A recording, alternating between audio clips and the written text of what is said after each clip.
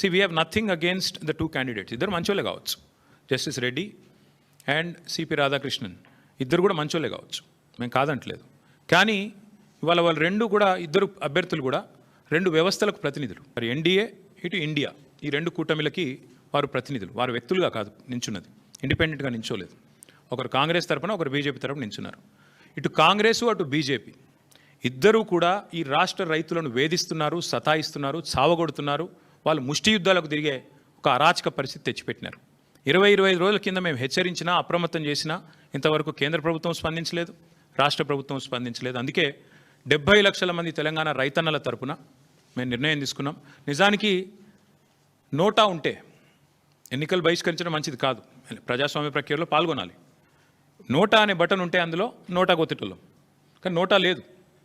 అటో ఇటో ఏదో రెండిట్లో ఏదో ఒకటి చేయాల్సిన పరిస్థితి ఉంది. అందుకే ఈ ఎన్నికలు మేము we are abstaining, we are not going to participate as a party. నిన్నగాక మొన్న 2 రోజుల కిందట మా రాజ్యసభ ఫ్లోర్ లీడర్ సురేష్ రెడ్డి గారిని, అదేవిధంగా అందుబాటులో ఉన్న రాజ్యసభ సభ్యుల్ని పెద్దలు కేసీఆర్ గారు లంచ్కి పిలిచారు. మీటింగ్ కూడా అయింది, చర్చ కూడా జరిగింది ఏం చేద్దామని.